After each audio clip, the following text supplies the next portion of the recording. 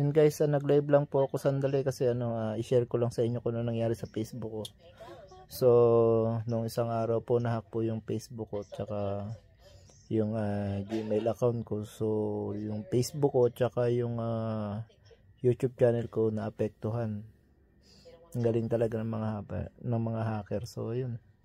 Back to zero na naman ako. Grabe, ang tagal kong pinaghirapan kung paano padamihin ng views, subscriber, saka yung mga followers ko sa page ko, sa Facebook ko.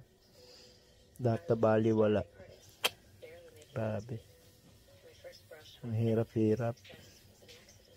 Hindi ko alam kung anong mga nakakaya ng mga hacker na yun. Bakit kailangan pa nilang manghack ng mga account tapos manloko ng tao. Actually, dalawang pinsan ko yung nakuha ng pera, tig 3,000.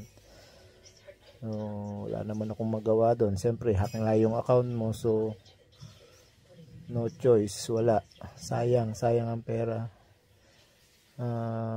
Iniisip ko kung paano mahabol or paano matitrace yung hacker para mabigyan ba ng leksyon para wala nang ibang mabiktima.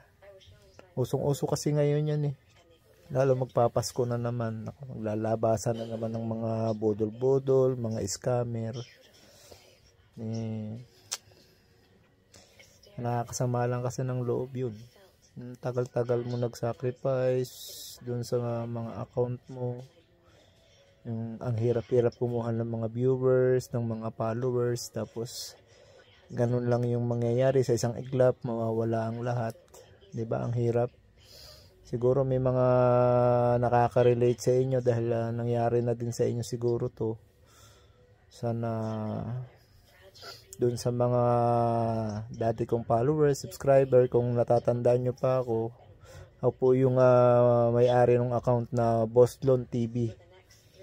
Sana po subaybayan nyo po at supportan nyo po ulit ang aking bagong YouTube channel. Saka po ang aking bagong Facebook page po na Nolram TV. Nolram Vlog pala, Nolram Vlog. Yun. So, yun lang po. Sinare ko lang sa inyo kasi nakakasama lang talaga ng loob.